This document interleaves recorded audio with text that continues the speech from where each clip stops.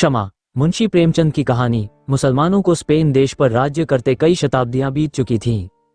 कलीसियाओं की जगह मस्जिदें बनती जाती थीं, घंटों की जगह अजान की आवाजें सुनाई देती थीं। गरनाता और अलहमरा में वे समय की नश्वर गति पर हंसने वाले प्रासाद बन चुके थे, जिनके खंडहर अब तक देखने वालों को अपने पूर्व ऐश्वर्य की झलक दिखाते हैं। ईसाइयों के गण्यमान्य स्त्री और पुरुष मसीह की शरण छोड़कर इस्लामी भ्रातृत्व में सम्मिलित होते जाते थे, और आज तक इतिहासकारों को यह आश्चर्य है कि ईसाइयों का निशान वहां क्यों कर बाकी रहा। जो ईसाई नेता अब तक मुसलमानों के सामने सिर न झुकाते थे और अपने देश में स्वराज्य स्थापित करने का स्वप्न देख रहे थे, उनमें एक सौदागर दाऊद भी था। दाऊद विद्वान और साहसी था। वह अपने इलाके में इस्लाम को कदम न जमाने देता था। दीन और निर्धन ईसाई विद्रोही देश के अन्य प्रांतों से आकर उसके शरणागत होते थे और वह बड़ी उदारता से उनका पालन पोषण करता था। मुसलमान दाऊद से सशंक रहते थे। वे धर्म बल से उस पर विजय न पाकर उसे अस्त्र बल से परास्त करना चाहते थे, पर दाऊद कभी उनका सामना न करता। हाँ, जहाँ कहीं ईसाइयों के मुसलमान होने की खबर पाता, हवा की तरह पहुंच जाता और तर्क या विनय से उन्हें अपने धर्म पर अचल रहने की प्रेरणा देता।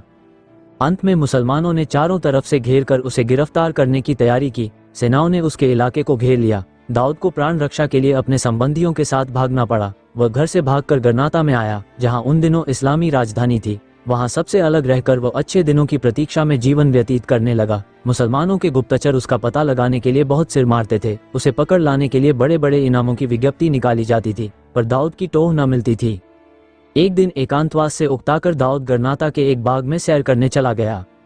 संध्या हो गई थी। मुसलमान नीची अबाएं पहने, बड़े बड़े अमामे सिर पर बांधे, कमर से तलवार लटकाए रबिशों में टहल रहे थे। स्त्रियां सफेद बुर्के ओढ़े, जरी की जूतियां पहने बेंचों और कुर्सियों पर बैठी हुई थीं। दाऊद सबसे अलग हरी हरी घास पर लेटा हुआ सोच रहा था कि वह दिन कब आएगा जब हमारी जन्मभूमि इन अत्याचारियों के पंजे से छूटेगी। वह अतीत काल की कल्पना कर रहा था, जब ईसाई स्त्री और पुरुष इन रबिशों में टहलते होंगे, जब ये स्थान ईसाइयों के परस्पर वाग्विलास से गुलजार होगा।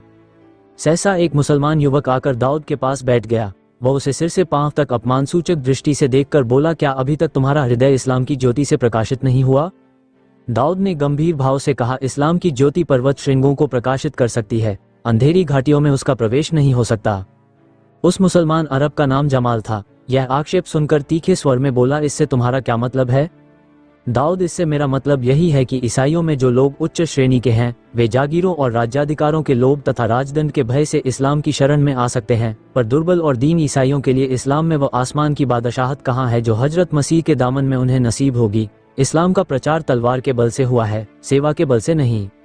जमाल अपने धर्म का अपमान सुनकर तिलमिला उठा। गर्म होकर बोला, ये सर्वथा मिथ्या है। इस्लाम की शक्ति उसका आंतरिक भ्रातृत्व और साम्य है, तलवार नहीं। दाऊद, इस्लाम ने धर्म के नाम पर जितना रक्त बहाया है, उसमें उसकी सारी मस्जिदें डूब जाएंगी। जमाल, तलवार ने सदा सत्य की रक्षा की है। दाऊद ने अविचलित भाव से कहा, जिसको तलवार का आश्रय लेना पड़े वो सत्य ही नहीं।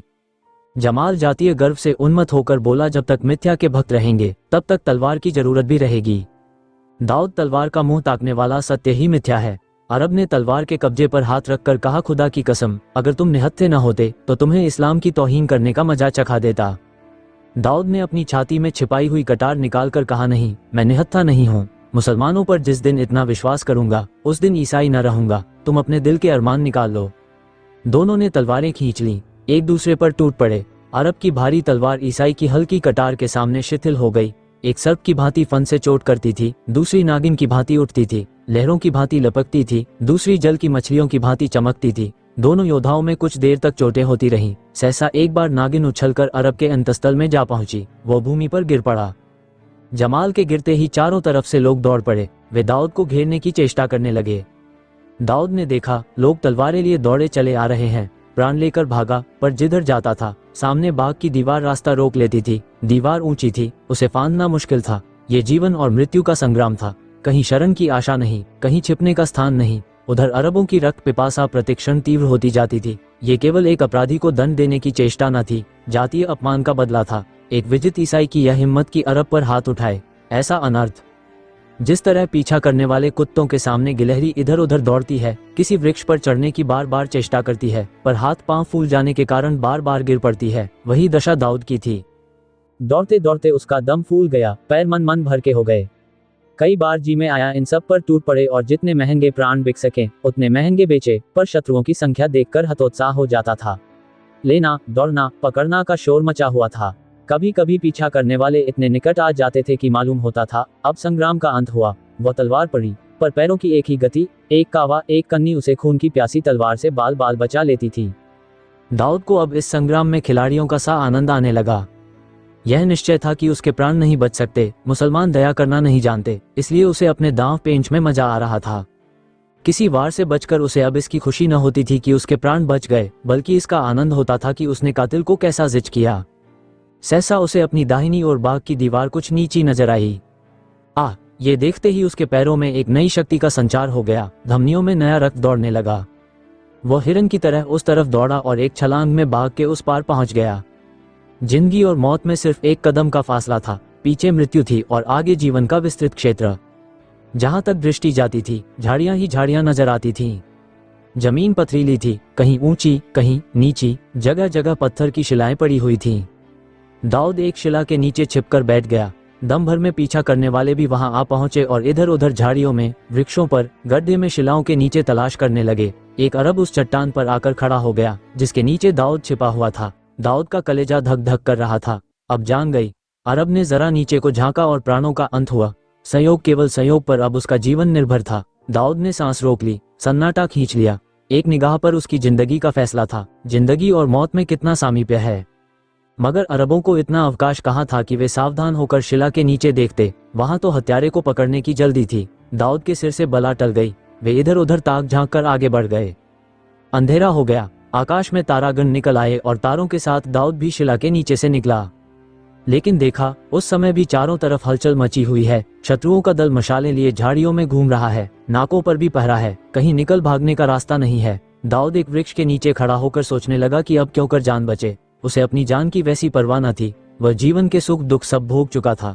अगर उसे जीवन की लालसा थी तो केवल यही देखने के लिए कि इस संग्राम का अंत क्या होगा। मेरे देशवासी हतोत्साह हो जाएंगे या अदम्य धैर्य के साथ संग्राम क्षेत्र में अटल रहेंगे। जब रात अधिक बीत गई और शत्रुओं की घातक चेष्टा कुछ कम न होती दिख पड़ी तो दाऊद खुदा का नाम लेकर झाड़ियों से निकला और दबे पांव, वृक्षों की आड़ में, आदमियों की नजर बचाता हुआ एक तरफ को चला। वो इन झाड़ियों से निकलकर बस्ती में पहुंच जाना चाहता था। निर्जनता किसी की आड़ नहीं कर सकती। बस्ती का जनबाहुल्य स्वयं आड़ है। कुछ दूर तक तो दाऊद के मार्ग में कोई बाधा न उपस्थित हुई। वन के वृक्षों ने उसकी रक्षा की, किंतु जब वो असमतल भूमि से निकलकर समतल भूमि पर आया तो एक अरब की निगाह उस पर पड़ गई। उसने ललकारा, दाऊद भागा, कातिल भागा जाता है। यह आवाज हवा में एक ही बार गूंजी और क्षण भर में चारों तरफ से अरबों ने उसका पीछा किया। सामने बहुत दूर तक आदमी का नामो निशान न था। बहुत दूर पर एक धुंधला सा दीपक टिमटिमा रहा था। किसी तरह वहां तक पहुंच जाऊं। वो उस दीपक की ओर इतनी तेजी से दौड़ रहा था मानो वहां पहुंचते ही अभय पा जाएगा। आशा उसे उड़ाए लिए जाती थी। अरबों का समूह पीछे छूट गया। मशालों की ज्योति निष्प्रभ हो गई। केवल तारागण उसके साथ दौड़े चले आते थे। अंत को वह आशा में दीपक के सामने आ पहुंचा। एक छोटा सा फूस का मकान था। एक बूढ़ा अरब जमीन पर बैठा हुआ रेहल पर कुरान रखे उसी दीपक के मंद प्रकाश से पढ़ रहा था। दाऊद आगे न जा सका। उसकी हिम्मत ने जवाब दे दिया। वह वहीं शिथिल होकर गिर पड़ा। रास्ते की थकन घर पहुंचने पर मालूम होती है। अरब ने उठकर कहा, तू कौन है? दाऊद, एक गरीब ईसाई, मुसीबत में फंस गया हूं।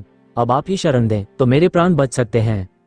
अरब, खुदा पाक तेरी मदद करेगा। तुम पर क्या मुसीबत पड़ी हुई है? दाऊद, डरता हूं कहीं कह दूं तो आप भी मेरे खून के प्यासे न हो जाया। अरब, अब तू मेरी शरण में आ गया तो तुझे मुझसे कोई शंका न होनी चाहिए। हम मुसलमान हैं। जिसे एक बार अपनी शरण में ले लेते हैं उसकी जिंदगी भर रक्षा करते हैं। दाऊद, मैंने एक मुसलमान युवक की हत्या कर डाली है। वृद्ध अरब का मुख क्रोध से विकृत हो गया। बोला, उसका नाम? दाऊद, उसका नाम जमाल था। अरब सिर पकड़कर वहीं बैठ गया। उसकी आंखें सुर्ख हो गईं, गर्दन की नसें तन गईं, मुख पर अलौकिक तेजस्विता की आभा दिखाई दी, नथुने फड़कने लगे। ऐसा मालूम होता था कि उसके मन में भीषण द्वंद्व हो रहा है और वह समस्त विचार शक्ति से अपने मनोभावों को दबा रहा है। 2-3 मिनट तक वह इसी उग्र अवस्था में बैठा धरती की ओर ताकता रहा। अंत में अवरुद्ध कंठ से बोला, नहीं, शरणागत की रक्षा करनी ही पड़ेगी। जालिम, तू जानता है मैं कौन हूं? मैं उसी युवक का अभागा पिता हूं जिसकी आज तूने इतनी निर्दयता से हत्या की है। तू जानता है तूने मुझ पर कितना बड़ा अत्याचार किया है? तूने मेरे खानदान का निशान मिटा दिया है, मेरा चिराग गुल कर दिया। जमाल मेरा इकलौता बेटा था। मेरी सारी अभिलाषाएं उसी पर निर्भर थीं। वो मेरी आंखों का उजाला, मुझ अंधे का सहारा, मेरे जीवन का आधार, मेरे जर्जर शरीर का प्राण था। अभी अभी उसे कब्र की गोद में लिटा आया हूं। मेरा शेर आज खाक के नीचे सो रहा है। ऐसा दिलेर, ऐसा दीनदार, ऐसा सजीला जवान मेरी कौम में दूसरा ना था। जालिम, तुझे उस पर तलवार चलाते जरा भी दया ना आई, तेरा पत्थर का कलेजा जरा भी न पसीजा। तू जानता है मुझे इस वक्त तुझ पर कितना गुस्सा आ रहा है। मेरा जी चाहता है कि अपने दोनों हाथों से तेरी गर्दन पकड़कर इस तरह दबाऊं कि तेरी जबान बाहर निकल आए, तेरी आंखें कौड़ियों की तरह बाहर निकल पड़ें। पर नहीं, तूने मेरी शरण ली है, कर्तव्य मेरे हाथों को बांधे हुए है, क्योंकि हमारे रसूल पाक ने हिदायत की है कि जो अपनी पनाह में आए उस पर हाथ न उठाओ। मैं नहीं चाहता कि नबी के हुक्म को तोड़कर दुनिया के साथ अपनी आकबत भी बिगाड़ लूं। दुनिया तूने बिगाड़ी, दीन अपने हाथों बिगाड़ूं? नहीं, सब्र करना मुश्किल है, पर सब्र करूंगा ताकि नबी के सामने आंखें नीची न करनी पड़े। आ, घर में आ, तेरा पीछा करने वाले दौड़े आ रहे हैं, तुझे देख लेंगे तो फिर मेरी सारी मिन्नत समाजत तेरी जान न बचा सकेगी। तू नहीं जानता कि अरब लोग खून कभी माफ नहीं करते। ये कहकर अरब ने दाऊद का हाथ पकड़ लिया और उसे घर में ले जाकर एक कोठरी में छिपा दिया। वह घर से बाहर निकला ही था कि अरबों का एक दल द्वार पर आ पहुंचा। एक आदमी ने पूछा, क्यों शेख हसन, तुमने इधर से किसी को भागते देखा है? हाँ देखा है। उसे पकड़ क्यों न लिया? वही तो जमाल का कातिल था। ये जानकर भी मैंने उसे छोड़ दिया। गजब खुदा का, ये तुमने क्या किया? जमाल हिसाब के दिन हमारा दामन पकड़ेगा तो हम क्या जवाब देंगे? तुम कह देना कि तेरे बाप ने तेरे कातिल को माफ कर दिया। अरब ने कभी कातिल का खून नहीं माफ किया, ये तुम्हारी जिम्मेदारी है, मैं उसे अपने सिर क्यों लूं? अरबों ने शेख हसन से ज्यादा हुज्जत न की, कातिल की तलाश में दौड़े। शेख हसन फिर चटाई पर बैठकर कुरान पढ़ने लगा, लेकिन उसका मन पढ़ने में न लगता था। शत्रु से बदला लेने की प्रवृत्ति अरबों की प्रवृत्ति में बदधमूल होती थी। खून का बदला खून था, इसके लिए खून की नदियां बह जाती थीं, कबीले के कबीले मर मिटते थे, शहर के शहर वीरान हो जाते थे। उस प्रवृत्ति पर विजय पाना शेख हसन को असाध्य सा प्रतीत हो रहा था। बार बार प्यारे पुत्र की सूरत उसकी आंखों के आगे फिरने लगती थी। बार बार उसके मन में प्रबल उत्तेजना होती थी कि चलकर दाऊद के खून से अपने क्रोध की आग बुझाऊं। अरब वीर होते थे, कटना मरना उनके लिए कोई असाधारण बात न थी। मरने वालों के लिए वे आंसुओं की कुछ बूंदें बहाकर फिर अपने काम में प्रवृत्त हो जाते थे। वे मृत व्यक्ति की स्मृति को केवल उसी दशा में जीवित रखते थे जब उसके खून का बदला लेना होता था। अंत को शेख हसन अधीर हो उठा। उसको भय हुआ कि अब मैं अपने ऊपर काबू नहीं रख सकता। उसने तलवार म्यान से निकाल ली और दबे पांव उस कोठरी के द्वार पर आकर खड़ा हो गया जिसमें दाऊद छिपा हुआ था। तलवार को दामन में छिपाकर उसने धीरे से द्वार खोला। दाऊद टहल रहा था। बूढ़े अरब का रौद्र रूप देखकर दाऊद उसके मनोवेग को ताड़ गया। उसे बूढ़े से सहानुभूति हो गई। उसने सोचा, ये धर्म का दोष नहीं, जाति का दोष नहीं, मेरे पुत्र की किसी ने हत्या की होती तो कदाचित मैं भी उसके खून का प्यासा हो जाता। यही मानव प्रकृति है। अरब ने कहा, दाऊद, तुम्हें मालूम है बेटे की मौत का कितना गम होता है? दाऊद, इसका अनुभव तो नहीं, पर अनुमान कर सकता हूँ। अगर मेरी जान से आपके उस गम का एक हिस्सा भी मिट सके तो लीजिए, ये सिर हाजिर है, मैं इसे शौक से आपकी नजर करता हूँ। आपने दाऊद का नाम सुना होगा। अरब, क्या पीटर का बेटा? दाऊद, जी हाँ, मैं वही बदनसीब दाऊद हूँ। मैं केवल आपके बेटे का घातक ही नहीं, इस्लाम का दुश्मन हूँ। मेरी जान लेकर आप जमाल के खून का बदला ही न लेंगे, बल्कि अपनी जाति और धर्म की सच्ची सेवा भी करेंगे। शेख हसन ने गंभीर भाव से कहा, दाऊद, मैंने तुम्हें माफ किया। मैं जानता हूँ मुसलमानों के हाथ ईसाइयों को बहुत तकलीफें पहुंची हैं। मुसलमानों ने उन पर बड़े बड़े अत्याचार किए हैं, उनकी स्वाधीनता हर ली है, लेकिन यह इस्लाम का नहीं, मुसलमानों का कसूर है। विजय गर्व ने मुसलमानों की मति हर ली है। हमारे पाक नबी ने ये शिक्षा नहीं दी थी जिस पर आज हम चल रहे हैं। वह स्वयं क्षमा और दया का सर्वोच्च आदर्श है। मैं इस्लाम के नाम को बट्टा न लगाऊंगा। मेरी ऊँटनी ले लो और रातों रात जहाँ तक भागा जाए भागो, कहीं एक क्षण के लिए भी न ठहरना। अरबों को तुम्हारी बूबी मिल गई तो तुम्हारी जान की खैरियत नहीं। जाओ, तुम्हें खुदा ए पाक घर पहुंचावे। बूढ़े शेख हसन और उसके बेटे जमाल के लिए खुदा से दुआ किया करना। दाऊद खैरियत से घर पहुंच गया, किंतु अब वो दाऊद न था जो इस्लाम को जड़ से खोदकर फेंक देना चाहता था। उसके विचारों में गहरा परिवर्तन हो गया था। अब वो मुसलमानों का आदर करता और इस्लाम का नाम इज्जत से लेता था।